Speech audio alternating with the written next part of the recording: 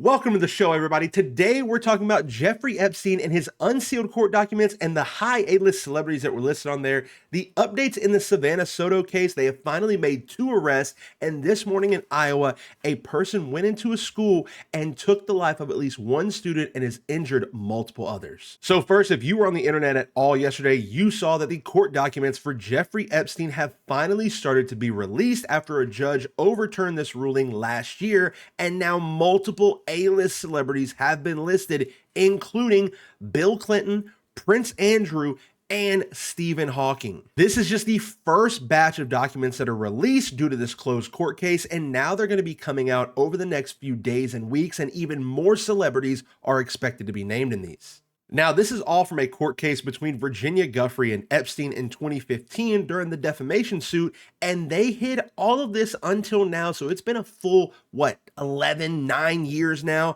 since we've been able to hear from this woman. And in her accounts in the courtroom, she says that she was forced to have intercourse with Prince Andrew while underage, and that she also had to do this with other A-list celebrities. One woman identified as Jane Doe said that she had to have intercourse with Prince Andrew 3 times and that Jeffrey Epstein told her to give the prince whatever he demanded. Bill Clinton's name appeared 73 times in these newly released papers, but he is not implicated in anything illegal, but his name is mentioned 73 times. As part of her testimony in 2016, Sojberg recalled that Epstein told her that Bill Clinton likes them young, referring to girls. Many references to Clinton appear to be related to Giuffre's attempts to compel him to be disposed in her since-settled suit against Ghislaine Maxwell. And although Clinton has flown to Jeffrey Epstein's island multiple times, he has said that he had no knowledge of what Jeffrey Epstein was doing. Donald Trump was also mentioned in this court document twice. Once where the person asked, have you had intercourse with Donald Trump? Which she said no. And have you ever had any massages to Donald Trump? She also said no.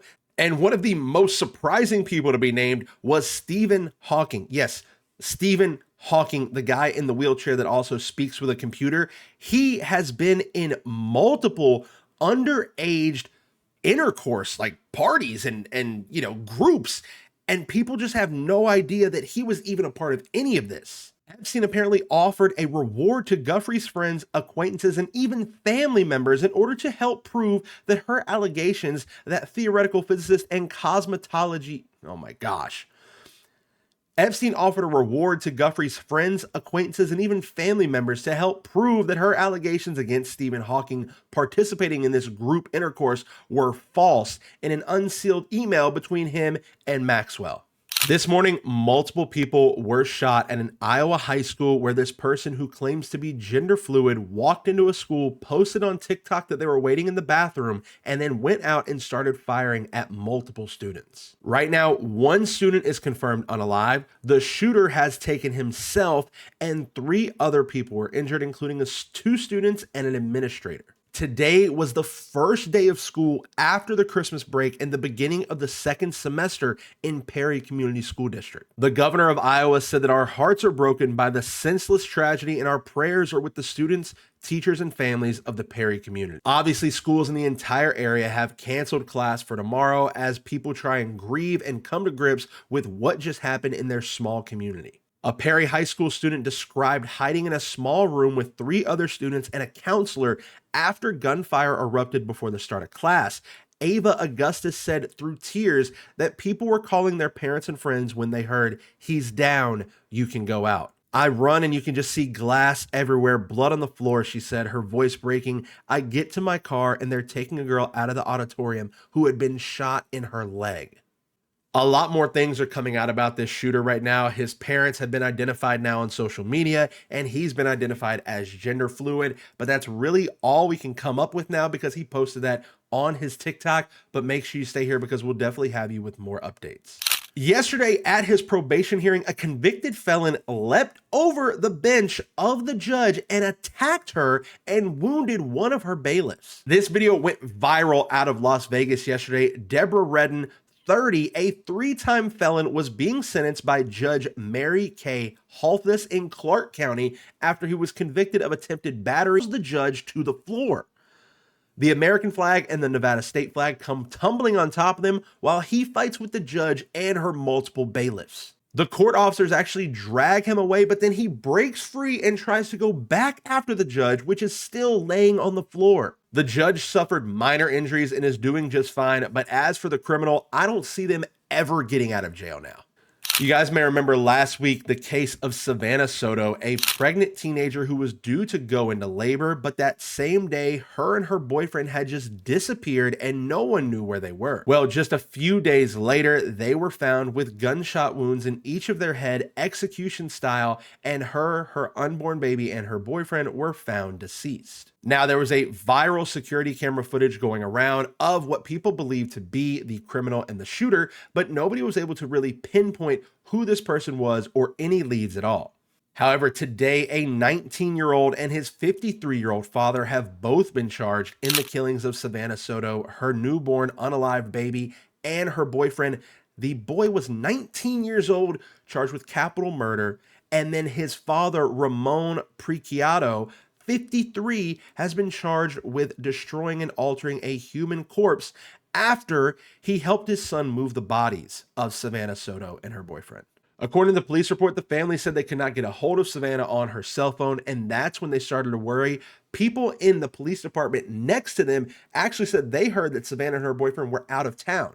But because of Savannah supposed to be going into labor that day, people knew that that was just wrong and had no idea where they were. Now, even though these arrests have been made, people have still not made known why exactly this 19-year-old and his father did this, why they covered it up. But all we know from the police officer at the press conference is that when police showed up at this door, the 53-year-old father answered, and he knew exactly why the police were there. So if you guys have been playing video games at all in your whole life, you probably know what Tetris is. Tetris is a very simple block building game where you're trying to get a high score, and this high score has been held for years and years until this week when a 13-year-old Tetris master finally beat the world record, and people in the UK on the news decided to tell him that instead of celebrating that accomplishment, he needed to go outside.